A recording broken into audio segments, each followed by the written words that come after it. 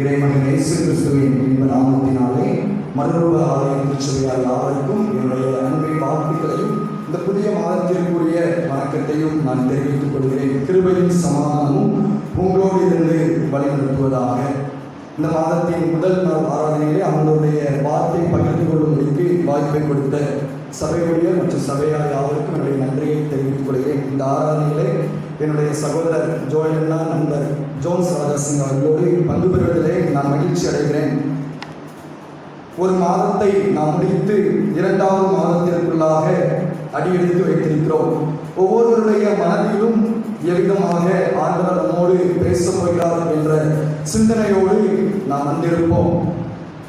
இங்கே நாம் ஒரு வார்த்தையை நாம் அநேக இடங்களிலே வாசிக்க கேட்டிருப்போம். மன தத்துவ நிபுணர், மனோ தத்துவ நிபுணர் என்று சொல்லி நாம் மருத்துவமனைகளிலே அங்கே வாசிக்க கேட்டிருப்போம். இன்றைய காலகட்டத்திலே ஒரு முக்கியமான துறையாக மனதை குறித்து படிக்கக்கூடிய துறை காணப்படுகிறது. நான் இளங்கலை உலகியல் படிக்கும் பொழுது சிறைச்சாலையிலிருந்து அங்கே சைக்காலஜிஸ்டா பணியாற்றுகிற ஒரு மேடம் கிளாஸ் எடுத்தாங்க. அப்போ அவர்கள் சிறைச்சாலையில் இருக்கக்கூடியவர்களுடைய மனம் எவ்விதமாக காணப்படுகிறது, அவர்களோடு இருந்த வாழ்க்கையின் அடிப்படையிலே அனுபவங்களோடு பகிர்ந்து கொண்டார்கள். ஆகவே மனம் ஒரு மனிதனுடைய வாழ்க்கையிலே முக்கிய பங்காற்றுகிறது. இன்று பள்ளிக்கூடத்திலும் கட்டாயமாக ஒரு மனநல ஆலோசகர் இருக்க வேண்டும் என்று சொல்லி அந்த கோரிக்கைகள் அரசாங்கத்தில் வைக்கப்படுகிறதை நாம் பார்க்கிறோம். குறிப்பாக கொரோனா காலகட்டத்திலும் இலவச எண்கள் அறிவிக்கப்பட்டது மனநலத்திற்காக. ஒவ்வொரு தனிப்பட்ட மனிதனும் தன்னுடைய மனதளவிலே ஏதோ ஒரு காரியத்திற்காக இயங்குகிறதை நாம் பார்க்கிறோம். அல்லது மனம் பலவிதமான போராட்டங்களை சந்திக்கிறதை நம்மால் பார்க்க முடியும்.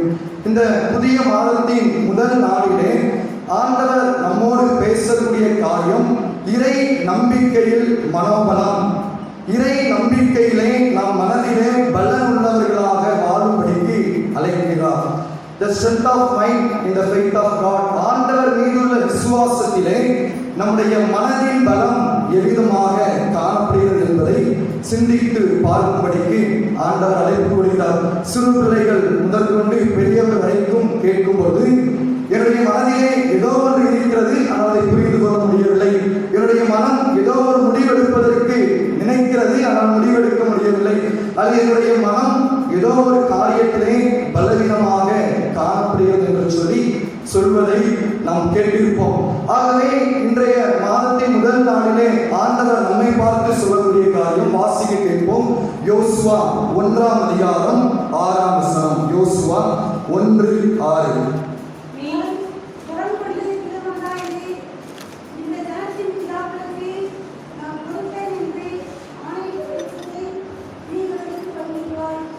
பலங்கொண்டு திடமனதாயிரு என்று அங்கு யோசுவாவுக்கு ஆண்டவர் சொல்கிறதை நாம் பார்க்கிறோம்.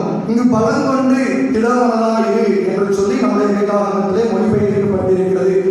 இன்னும் இதற்கு முந்தைய மொழிபெயர்ப்புகளை எல்லாம் நாம் பார்க்கும் பொழுது அங்கு விதமாக எழுதப்பட்டிருக்கிறது, மனோபலம் கொண்டு தைரியமாயிரு. வேதாகமத்திலே பலம் கொண்டு என்ற வார்த்தைகள் தனியாக பயன்படுத்தப்பட்டிருக்கின்றன. திடமனதாயிரு, திடனாயிருங்கள் என்று சொல்லிய வார்த்தைகள் எல்லாம் பயன்படுத்தப்பட்டிருக்கின்றன. இதனுடைய மூல பதத்திலே நாம் பார்க்கும் பொழுது ஹாஷால் யாயாஸ் என்ற 2 வார்த்தைகள் எங்கெல்லாம் இணைத்து பயன்படுத்தப்படுகின்றனவோ அங்கெல்லாம் நம்முடைய வேதாகமத்திலே பலம் கொண்டு திடமனதாயிரு என்று சொல்லி மொழிபெயர்க்கப்பட்டிருக்கும். இவை நம்முடைய பிசிக்கல் ஸ்ட்ரென்த், அதாவது உடல் நலம் குறித்த அங்கு பலத்தையும் குறிப்பிட காணப்படுகின்றன.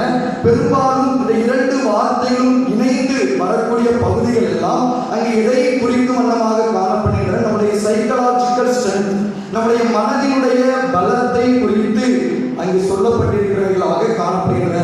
ஒரு மனிதனுடைய வாழ்க்கையிலே அவன் எவ்வளவு உடல்வலிமை உள்ளவனாக காணப்படலாம், ஆழ்பலம் உள்ளவர்களாக காணப்படலாம், ஆனால் மனபலம் இல்லாவிட்டால் அவை எல்லாம் இருந்தும் வீண் என்று சொல்லி நாம் அநேக சம்பவங்களிலே கண்கூடாக பார்த்திருப்போம். இங்கு யோசுவா ஒரு புதிய தலைவராக நியமிக்கப்படும் போது அங்கு ஆண்டவராகிய கடவுள் யோசுவாவை பார்த்து சொல்லக்கூடிய காரியம், நீ மனோபலம் கொண்டு தைரியமாயே, நீ ஸ்ட்ராங்காக கரைஜாக நீ காணப்பட வேண்டும். உன்னுடைய மனதிலே அந்த மனோபலம் வேண்டும். உன்னுடைய மனம் அங்கே எவ்விடத்திலும் பதட்டம் இல்லாமல் திடமாக காணப்பட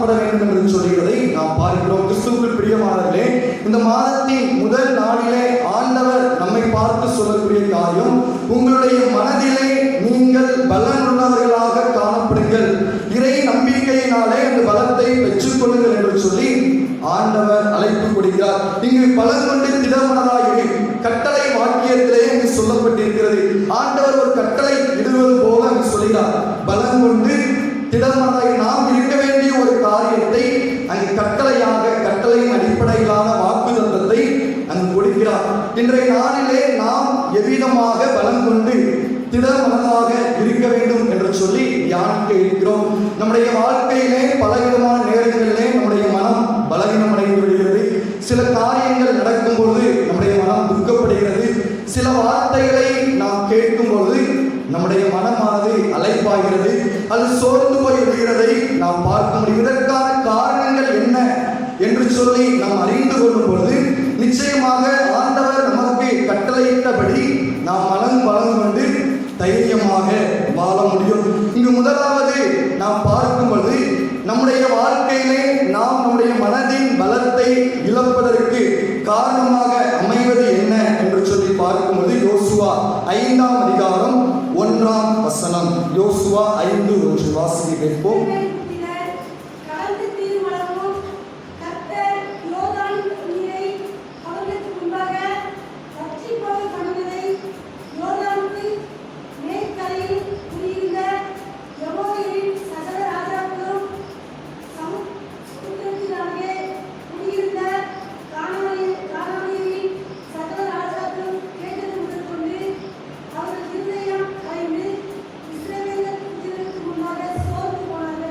அவர்கள் இருதயம் கரைந்து இஸ்ரவேல் புத்திரருக்கு முன்பாக சோர்ந்து போனார்கள். மனம் இருதயத்தின் நினைவுகளோடு இணைத்து படிக்கக்கூடியது உலகில் இல்லை.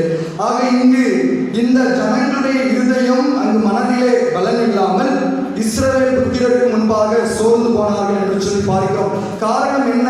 ஏன் இந்த ஜனங்களுடைய மனம் சோர்ந்து போனது?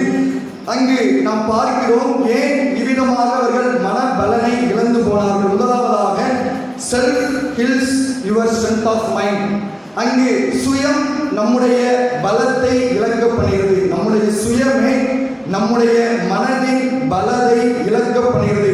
சுயம் ஆண்டவரை விட்டு நம்மை பிரிக்கக்கூடியதாக காணப்படுகிறது. நாம் சுயத்தோடு சில காரியங்களை செய்யும் பொழுது நாம் ஆண்டவரை விட்டு பிரிகிறோம், இறை நம்பிக்கையை விட்டு விடுகிறோம்.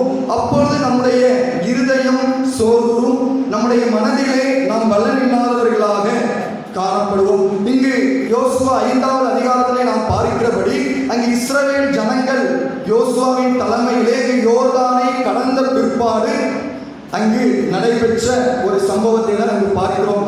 அங்கு மோசேக்கு பிற்பாடு யோசுவா தலைமையேற்று இஸ்ரவேல் ஜனங்களை வழிநடத்துகிறார். அவர்களுக்கு முன்பாக யோர்தான் காணப்படுகிறது. அந்த யோர்தானை அவர்கள் கடந்து வந்தால்தான் ஆண்டவர் வாக்கு பண்ணின கானான் தேசத்திற்குள்ளே அவர்களாலே பிரவேசிக்க முடியும்.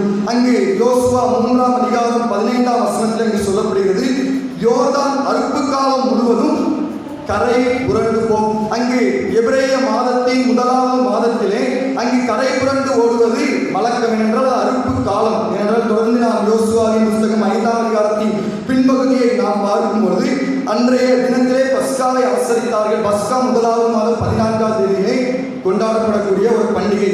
ஆகவே அங்கு வருடத்தின் துவக்கத்திலேயே இஸ்ரவேல் ஜனங்களுக்கு அறுப்பு காலம். அங்கு எபிரேய மாதம் நம்முடைய தமிழர்களோடு தொடர்புடையது. நாமும் தை மாதத்தை அறுப்பின் மாதமாக பார்க்கிறோம். ஆகவே இவ்விதமாக அங்கே யோர்தான் அறுப்பு காலம் முழுவதும் கரை புரண்டு ஓடக்கூடிய அந்த காலகட்டத்தில் யோர்தான் அவர்களுக்கு முன்பாக இருக்கிறது. ஆனால் அங்கே இஸ்ரவேல் ஜனங்கள் இறை நம்பிக்கையிலே வாழ்ந்தபடியினாலே அவர்கள் தன்னுடைய சுயத்தை சார்ந்து வாழவில்லை, யோர்தானை மேற்கொண்டார்கள். ஆனால் அவர்களுக்கு எதிரடையாக இருந்த ஜனங்களுடைய மனம் பலம் அடையவில்லை, சோர்வுற்றார்கள். காரணம் என்னவென்றால் அந்த ஜனங்கள் எமோரியரின் சகல ராஜாக்களும் அங்கு கானானிய ஜனங்களும் கடவுளை சார்ந்து வாழாமல் தங்களுடைய சுயத்தின் படியே வாழ்ந்தபடியினாலே அங்கு கடவுள் செய்த அற்புதத்தை கண்டு அவர்களுடைய மனம் பலனடைய முடியாமல் அவருடைய சுயம் தடுத்து போட்டது. அங்கு அவர்களுடைய மனதிலே சோர்வுற்றார்கள், இருதயம் சோர்வுற்றது என்று சொல்லி நாம் பார்க்கிறோம். மார்க் 14ஆம் அதிகாரம் 38ஆம் வசனத்திலே நாம் பார்க்கும்போது மாம்சம் பலவீனம் உள்ளது, ஆவியோ உற்சாகம் உள்ளது என்று சொல்லி நாம் அறிந்திருக்கிறோம். ஆகவே நம்முடைய மாம்சம் பலவீனம் உள்ளதுதான். ஆனால் நாம் ஆண்டவரை சார்ந்து, ஆண்டவருடைய ஆவியானவரை சார்ந்து வாழும்போது நம்முடைய வாழ்க்கையிலே நாம் மனதிலே பலன் உள்ளவர்களாக வாழ முடியும். இந்த எமோரிய ராஜாக்கள், கானானிய ராஜாக்கள் இஸ்ரவேலர்களை காட்டிலும் படைபலம் மிக்கவர்கள். அவர்கள் ஆனால் கடவுளை சாராதபடியினாலே, தன்னுடைய சுயத்தை சார்ந்தபடியினாலே அங்கு இஸ்ரவேல் ஜனங்கள் முன்பாக நடந்த அற்புதத்தை கண்டு அங்கு மனசோர்வுற்றார்கள் என்று சொல்லி நாம் பார்க்கிறோம். நம்முடைய வாழ்க்கையிலும் நாம் பார்க்க முடியும். நமக்கே ஆண்டவர் ஒரு காரியத்தை அற்புதத்தை செய்திருப்பார், நாம் பலனடைந்திருப்போம். ஆனால் மீண்டும் ஒரு சோதனை என்று சொல்லி நாம் வரும்போது நாம் அந்த அற்புதத்தை கண்ட நாமே என்ன செய்கிறோம்? மீண்டும் சோர்வுற்று போகிறோம். மனதிலே பலன் இல்லாதவர்களாக காணப்படுகிறதை நாம் பார்க்க முடியும். அங்கு உபாகம் 31ஆம் அதிகாரம் 6ஆம் வசனத்திலே நாம் பார்க்கும்போது, உபாகம் 31:6 அங்கு நாம் ஆண்டவரோடு வாழ்கிறோம். என்றால் அங்கு ஆண்டவர் சொல்கிறார், நான் உன்னோட கூட இருக்கிறேன், ஆகவே நீ பலன் கொண்டு திடமனதாயிரு என்று சொல்லி அங்கு சொல்லுகிறதை நாம் பார்க்கிறோம். உபாகம் 31:6. ஆகவே ஏன் நாம் சுயத்தை சார்ந்து வாழக்கூடாது? கடவுள் நமக்கு வாக்கு பண்ணி இருக்கிறார், நான் உன்னுடனே கூட இருக்கிறேன். நாம் எப்பொழுது சுயத்தை சார்ந்து வாழ ஆரம்பிக்கிறோமோ அப்பொழுது இந்த வார்த்தையை நாம் மறுதளிக்கிறவர்களாக காணப்படுகிறோம். ஆண்டவர் நம்மோடு இருப்பதை நாம் மறந்து விடுகிறோம். ஆகவே எப்பொழுது நம்முடைய சுயத்திற்கு நாம் முற்றுப்புள்ளி வைத்து நம்முடைய சுயத்தை மேற்கொண்டு ஆவியானவரை சார்ந்து வாழ்கிறோமோ அப்பொழுது ஆண்டவர் கொடுத்த கட்டளையாகிய மனோபலம் கொண்டு தைரியமாயிரு என்ற வார்த்தையின்படி நம்மால் வாழ முடியும். இரண்டாவதாக யோசுவா 2ஆம் அதிகாரம் 11ஆம் வசனம். யோசுவா 2ஆம் அதிகாரம் 11ஆம் வசனம்.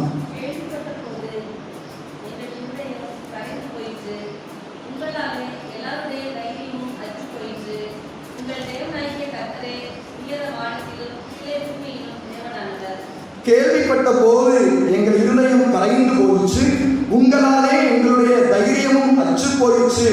உங்கள் தேவனாகிய கர்த்தரே உயர வானத்திலும் கீழே பூமியிலும் தேவனானவர் என்று சொல்லி நாம் பார்க்கிறோம். இங்கு யோர்தானை கடப்பதற்கு முன்பாக யோசுவா 2 பேரை அங்கு எரிகோ பட்டணத்தை வேவு பார்க்கும்படிக்கு அங்கு அனுப்புகிறதை நாம் பார்க்கிறோம். அப்பொழுது இந்த வார்த்தை அங்கு எரிகோ பட்டணத்திலே வாழ்ந்த ராகாப் என்னும் வேசியினாலே சொல்லப்பட்ட வார்த்தை.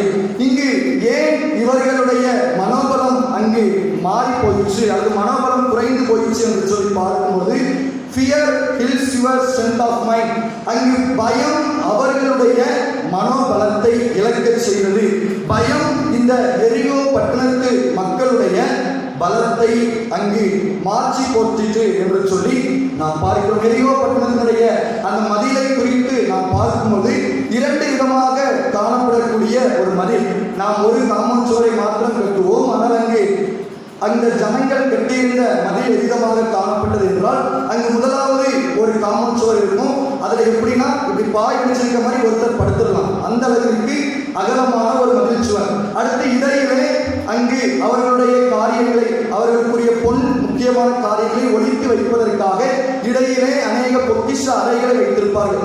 அதற்கு அடுத்தபடியாக அங்கு இதே போல 4 பேர் அங்கு படுக்கக்கூடிய அளவிலே இன்னொரு மதில் சுவர் காணப்படுது. அதற்குள்ளே தான் எரிகோ பட்டணம் காணப்படுது. சிறிய பட்டணம் தான், ஆனால் தங்களை பாதுகாப்பதற்காக இவ்வளவு அரணான ஒரு மதிலை கட்டி இருந்தார்கள்.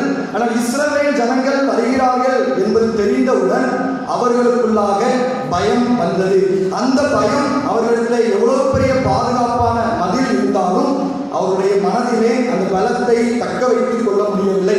பயம் அவர்களுடைய பலத்தை அழித்து போட்டது என்று சொல்லி நாம் புரிந்து கொள்ள முடியும். என்றால் அவ்விதமாக தான் ராகாப் சொல்கிறார், எரிகோ பட்டணத்து ஜனங்களுடைய இருதயம் கரைந்து போயிற்று என்று சொல்கிறதை நாம் பார்க்கிறோம்.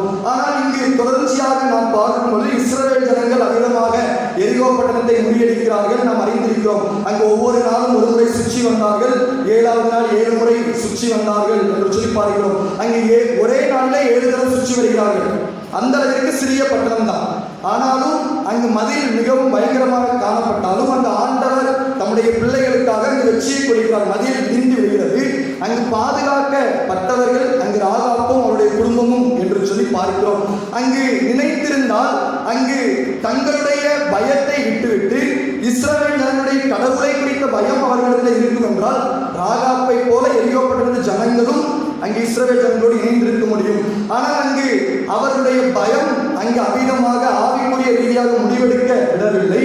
பயத்தினாலே தோற்று போனார்கள். ஆனால் ராகாப் அமிதமாக அல்ல, அங்கு விசுவாசத்தினாலே அங்கு இஸ்ரவேல் ஜனங்களுடைய பாளையத்திற்குள்ளே சேர்க்கின்றார். இவர்கள் 11வது அதிகாரத்திலே நாம் பார்க்கிறோம். விசுவாச வீரர்கள் வீராங்கனைகளின் பட்டியலிலே ராகாப் இடம்பெறுவதை நாம் பார்க்கிறோம். ஆகவே அங்கு ராகாப் அங்கு தன்னுடைய விசுவாசத்தினாலே இறை நம்பிக்கையினாலே பயத்தை ஜெயித்தார். பயத்தை ஜெயித்ததினாலே அவர் தன்னுடைய மன தைரியத்தை இழக்கவில்லை. ஆனால் அவளோடு வாழ்ந்த ஜனங்கள் தான், ஆனால் அவர்கள் தங்களுடைய பயத்தினாலே மன தைரியத்தை, தங்களுடைய திடர் மனதை இழந்து போனார்கள் என்று சொல்லி நாம் பார்க்கிறோம். தொடர்ந்து நாம் சங்கீதம் 112 7ஆம் வசனத்தை நாம் வாசிக்கும் போது, சங்கீதம் 112 துர்ச்செய்தியை கேட்கிறதினால் அவன் பயப்படான், அவன் இருதயம் கர்த்தரை நம்பி திடனாய் இருக்கும் என்று சொல்லி சங்கீதக்காரன் சொல்கிறதை நாம் பார்க்கிறோம். அநேக துர்ச்செய்திகளை கேட்கக்கூடிய சூழ்நிலை நமக்கு வரலாம். ஆனால் நம்முடைய இருதயம் கர்த்தரை நம்பி இருக்குமே என்றால் அந்த துர்ச்செய்தியை கேட்கிறது நிமித்தம் நாம் பயப்பட வேண்டியதில்லை என்று சொல்லி நாம் பார்க்கிறோம். ஒரு நாள் ஆராதனையை முடித்துவிட்டு இருக்கும்பொழுது ஒரு தாயார் அவர்கள் ஜெபிக்கும்படியாக வந்தார்கள். அவர்கள் புறமதத்தை சேர்ந்தவர்கள். அந்த ஆலயத்திலே அங்கே தினந்தோறும் ஆராதனையிலே பங்கு பெறுவார்கள். என்றால் அவர்களுக்கு ஒரு வியாதி இருக்கிறது, மருந்து மாத்திரை எவ்வளவு நாட்கள் உங்களுக்கு பலனளிக்குமோ அது வரைக்கும் தான் நீங்கள் உயிரோடு வாழ முடியும் என்று சொல்லி மருத்துவர்கள் சொல்லிவிட்டார்கள். ஆகவே அவர்கள் நம்பிக்கையோடு ஆண்டவருடைய ஆலயத்திற்கு வரக்கூடியவர்கள். ஒரு நாள் இரவிலே, முந்தின நாள் அங்கே இரவிலே அவர்கள் தூங்கும்போது ஒரு ஆடு கத்துவது போல சத்தம் அவர்கள் கேட்டிருக்கு. அவர்கள் வீட்டிலே ஆடு வளர்க்கிறார்கள். அந்த ஆடு போலவே அவருடைய கண்களுக்கு முன்பாக வந்து அங்கே சத்தம் கொடுத்து கொண்டே இருக்கிறது. இவர்கள் வெளியே வந்து பார்க்கிறார்கள். ஆனால் அவர்களுடைய ஆடு அமைதியாக இருக்கிறது. இவ்விதமாக அந்த சத்தம் கேட்டவுடனே அவர்களுக்குள்ளாக பயம். அந்த பயத்தினாலே அந்த இரவு தூக்கத்தை அவர்களால் தூங்க முடியவில்லை. அங்கே பயந்து அந்த ஜெபிக்க வரும்போது சொன்ன காரியம், நான் இரவிலே தூங்கவில்லை, இவ்விதமாக ஒரு சத்தம் கேட்டது, என்னுடைய ஜீவன் பிரிந்து விடுமோ என்று சொல்லி அஞ்சினேன். இப்போது என்னுடைய கையை என்னால் தூக்க முடியவில்லை என்று சொல்லி பகிர்ந்து கொண்டார்கள். அப்போது அவரிடத்தில் கேட்கும்போது அங்கே அவருடைய ஆடு கத்தி இருக்கிறது. ஆனால் அவர்கள் அங்கே தனக்கு யாரோ தவறு செய்திருக்கிறார்கள், ஆகவே ஏதோ ஒரு காரியத்தை ஏறி இருக்கிறார்கள் என்ற பயம் அவர்களை மனதை பாட்டியது. மன நிம்மதியை இழந்தார்கள், தூங்க முடியவில்லை, அங்கு பலவீனம் அடைந்தார்கள். ஆகவே தொடர்ந்து அவர்களோடு சொன்னேன், உங்களுடைய பயத்தை நீங்கள் எடுத்து போடும்போது விசுவாசம் உங்களிடத்திலே கிரியேட் செய்ய முடியும் என்று சொல்லி அவர்களுக்காக ஜெபித்தேன். ஏன் சொல்கிறேன் என்றால், இப்படி சில காரியங்கள் நாம் பார்க்கக்கூடிய, அது ஏதோ நாம் நினைத்து பார்க்கக்கூடிய, நம்முடைய மனதை நாம் குழப்புகிற காரியங்கள் நமக்கு பயத்தை கொண்டு வருகிறது. அந்த பயங்கள் நமக்கு பலவீனத்தை கொண்டு வருகிறது என்று சொல்லி நாம் பார்க்கிறோம். ரீசெண்டாக நீங்கள் நியூஸ் பேப்பரில் படிச்சிருப்பீங்க, கொரோனானால அங்கே கொரோனா வந்து மறித்தவர்களை விட அதனுடைய பயத்தினாலே தன்னுடைய ஜீவனை விட்டவர்கள் அதிகம் என்று சொல்லி கொரோனா அங்கு பாதிக்கப்பட்ட மருத்துவமனைகளில் பணியாற்றின சைக்காலஜிஸ்ட் ஒரு கணக்கெடுப்பை நியூஸ் பேப்பரில் வெளியிட்டிருந்தார்கள். ஆகவே பயம் அங்கு நம்முடைய பலத்தை இழக்க செய்கிறது. அங்கு எவ்வளவு பணபலம் அல்லது ஆழ்பலம் அல்லது பலம் சரீரத்தில் உள்ளவர்களாக காணப்பட்டாலும் அங்கு பயம் நம்முடைய விசுவாசத்தை அழித்து விடுவதாக ஒரு தேவபக்தர் இவ்விதமாக சொல்லும்போது, அங்கு விசுவாசத்தை அழிக்கக்கூடிய ஆயுதம் பயம்.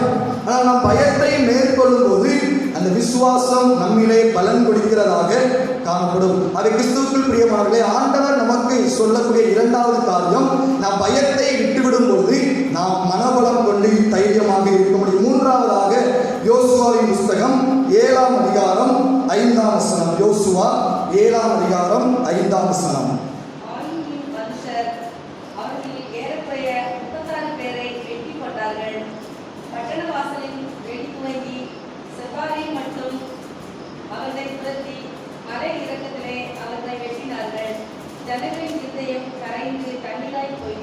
ஜனங்களின் இருதயம் கரைந்து தண்ணீராய் போயிற்று. இது இஸ்ரவேல் ஜனங்களை குறித்து சொல்லப்படுகிறது. அங்கே எரிகோ பட்டணத்தை முறியடித்த பிற்பாடு ஆயி பட்டணத்தை முறியடிக்கக்கூடிய காரியம். அங்கு வேறு பார்க்க சென்றவர்கள் 2000 3000 பேரை மாத்திரம் அங்கே வைத்து நாம் முறியடித்து விடலாம் என்று சொல்கிறார்கள். அங்கு ஆயி பட்டணத்துக்கு நேராக கடந்து செல்லும் போது ஆயின் மனுஷர் இஸ்ரவேல் ஜனங்களிலே 36 பேரை வெற்றி போடுகிறார்கள். அது இஸ்ரவேல் ஜனங்களுக்கு தோல்வியாக காணப்படுகிறது. ஆகவே அங்கு அவர்களிடத்தில் காணப்பட்ட மனதிலே பலம் இல்லாமல் போயிடுச்சு.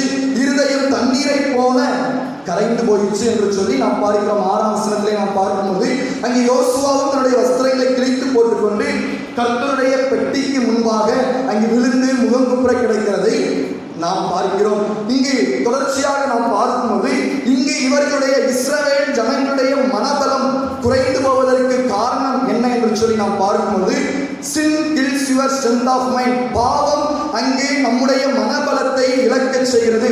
அங்கே இந்த ஆயி பட்டணத்திற்கு முன்பாக அவர்கள் போருக்கு செல்வதற்கு முன்பாக யோசுவா கடவுளிடத்திலே விசாரித்திருப்பானே என்றால் அங்கு யோசுவா இடத்துல ஆண்டவர் பேசியிருப்பார். இவ்விதமாக ஜனத்திற்குள்ளே சாபத்திலான காரியம் காணப்படுகிறது. ஆனால் யோசுவா விசாரிக்கவில்லை. அங்கு எளிதான பட்டணம் எரியோவை முறியடித்தது போல முறியடித்து விடலாம் என்று சொல்லி எண்ணி கடந்து செல்கிறதை நாம் பார்க்கிறோம். ஆனால் அவ்விதமாக அங்கு செல்லும்போது தோல்வி வருகிறது. அப்பொழுது அங்கு ஆண்டவராகிய கடவுள் யோசுவாவோடு பேசுகிறார். உன் ஜனத்துக்குள்ளே ஒரு தீட்டு காணப்படுகிறது என்று சொல்கிறார். என்ன தீட்டு என்று சொல்லி நாம் பார்க்கும்போது வாசிப்போம். யோசுவா 7ஆம் அதிகாரம் 21ஆம் வசனம். யோசுவா 7:21. கொள்ளையிலே நேர்த்தியான ஒரு பாபிலோனிய சால்வையையும் 500 வெள்ளி சேக்கலையும் 50 சேக்கல் நிறையான ஒரு பொன் பாலத்தையும் நான் கண்டு அவைகளை இச்சித்து எடுத்துக்கொண்டேன்.